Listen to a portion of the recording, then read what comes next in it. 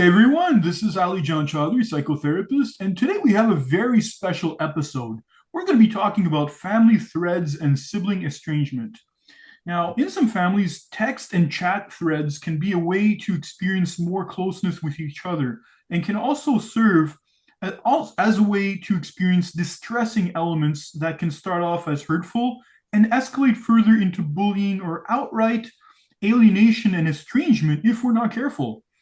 So, in this episode, we'll discuss how family threads can play a role in fostering sibling and family estrangement and how we can best protect ourselves when things become toxic. So, Fern, it's so great to have you here with us. I'm so happy that you can, of course, join us, given that you've written a book also on this subject, and I'm so happy that we can talk about this. Yeah, family threads really doesn't get much attention, and it can be a contributing factor to estrangement. I have a relative who I've tried to keep at a distance. This person is extremely demanding and invasive and intrusive. And I was doing fine until social media and the technology caught up with me. And suddenly, this person found all kinds of avenues to reach me from social media to text threads and emails. And it has been very threatening to my moat. So suddenly, this person who I've tried to keep on the other side of things has found all sorts of bridges into my castle, and it's made me very uncomfortable. Absolutely. And I can completely understand and relate with that, just like I'm certain a lot of people in our community can as well. And I think this is a good segue also into what we're talking about, right? This idea that there can sometimes be reinforcements of negative patterns that start to happen, right? When it comes to that, right? Passive aggressive comments and one word replies become the norm, especially when you're doing texts. And if you're not careful, of course, ignored messages can come out and pile on in such a way that we can sometimes get sarcastic responses. And really what all this does is it reinforces the unspoken resentments that start to come out onto the surface, right? And you can feel this with subtle jabs, cold responses, and that what this does is it just reawakens old wounds and bitterness, especially. Yeah, I always say that that text thread becomes the new family home roof. In other words, we're living in those old childhood dynamics and that pattern of relating. And it's really it can be very toxic if you're not careful. The other thing is you know these people so well. And so when they say something, you immediately assign certain meaning to it because you know them since childhood. Yeah. Yeah, and that's what happens, right? It's all of the baggage that comes with that, especially, right? And what happens Right. is there's expectations that get set in, and people get guilt tripped, of course, for not replying fast enough. Manipulation can sometimes happen, and you're somehow expected to play the role that was ascribed to you by the family, right? And this is what happens, right? It enables sometimes favoritism and these unspoken expectations, right? And what that does is that can cause us to feel as though we're boxed in into these roles that we'd rather just break free from. And it's even worse because people are so sensitive to whether or not their comments are liked or commented on, and they take this stuff so personally. And as a result, everything is heightened.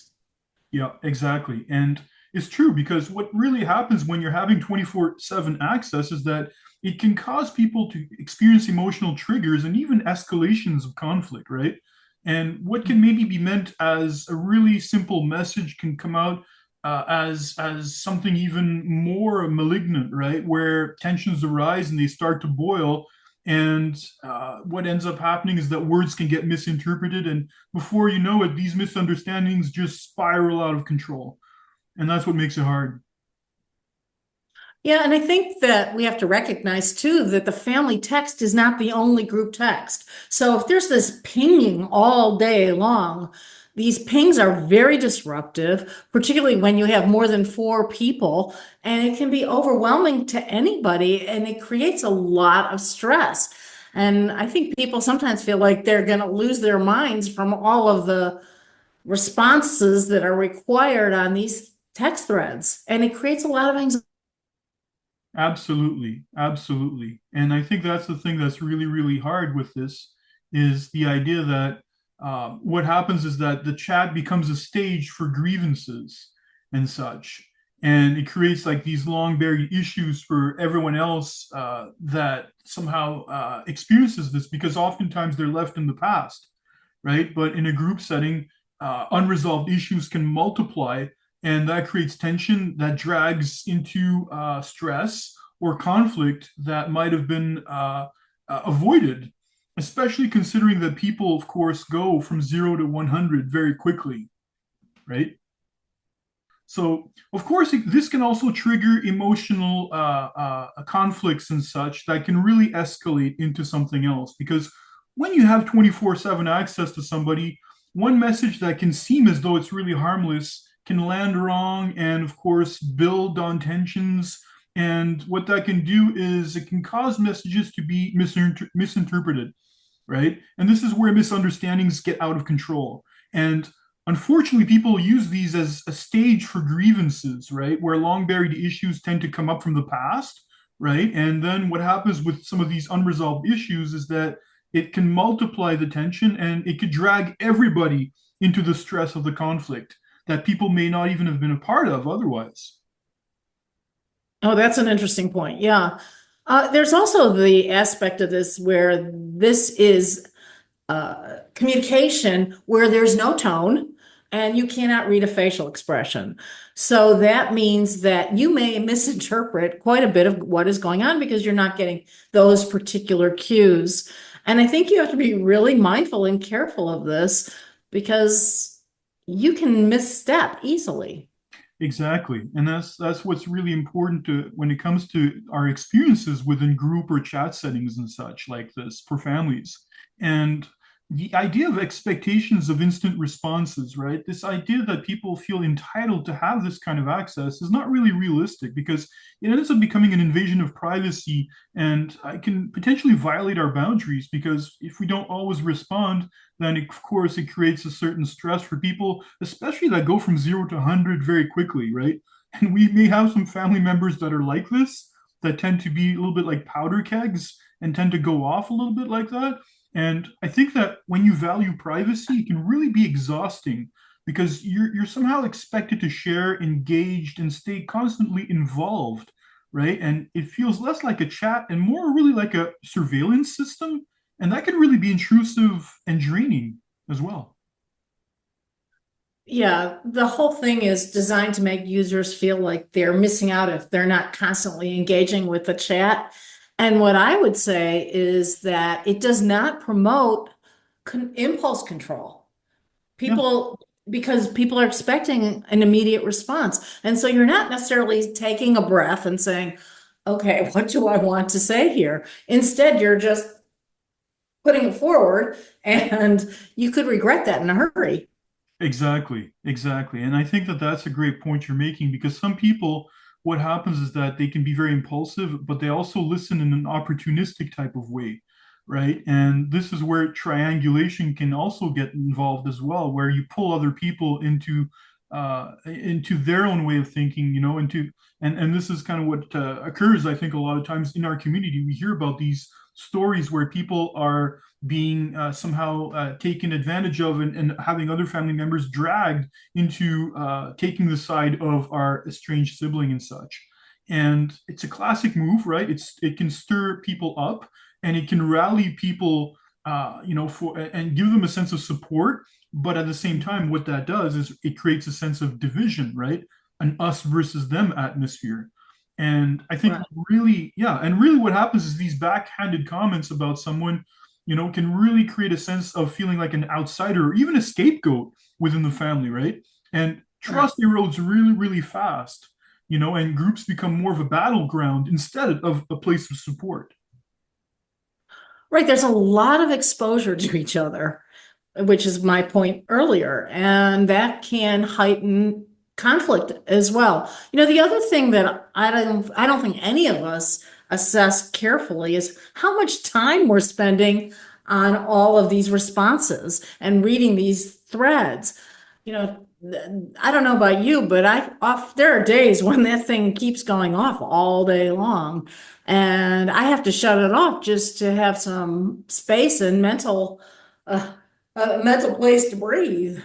Absolutely. And we're going to get into strategies, of course, in a few minutes, talking more about Right, that. But it's good that we right, kind of let our community know, right, in terms of what it is that this looks like and feels like, especially because it's often right. about keeping up appearances, right? Because we can have feelings of obligation and guilt ourselves if we're not careful, right? There's like this invisible expectation to participate for the sake of harmony, right? And I think that's where the trap is, because if you don't start to engage, then it could make it difficult to potentially set a boundary and such, right? Because there's this idea of not wanting to displease, but at the same Right. time, we recognize how it is that people can take things personally, and it can be disappointing, especially for certain family members. So we don't really want for them to experience that. So we end up, of course, caving in, answering when we'd rather not in some ways. And this is where your own sense of comfort and well-being becomes second to the facade of a united family, right? But the reality is there is a toll, and there's the sensory overload, there's the overstimulation, and all of these things are forfeited, or all these things are a toll when you are chronically engaging on these threads. Yep, And it's exactly. really hard for people who are introverted.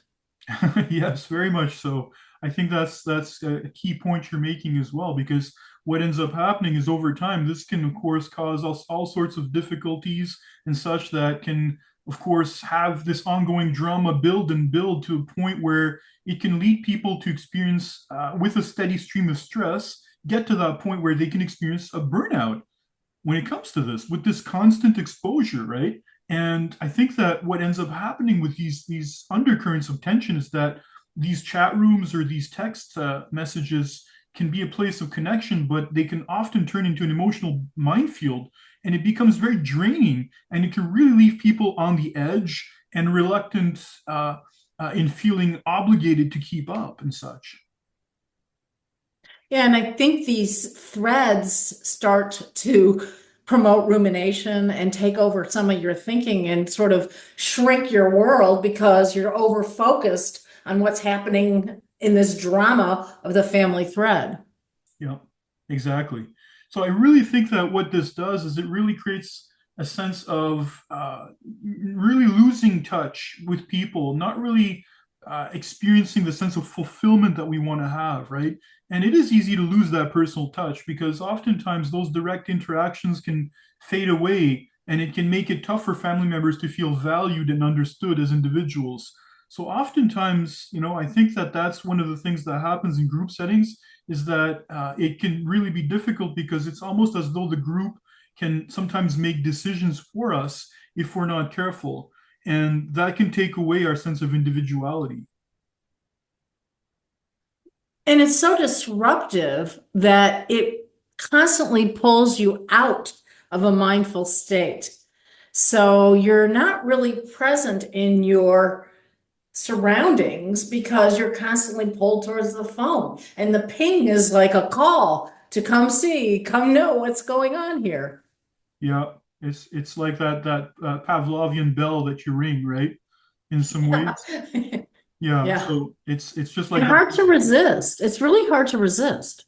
Yeah, exactly. Right. So, Fern, let's talk about what we can do essentially. I think that that's really, really important that we can look into that.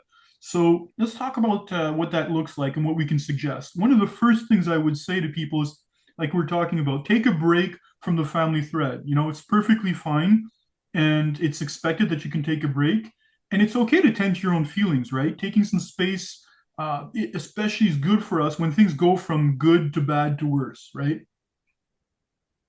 Right. And I think there are lots of ways to say it. I always think about how we present our side.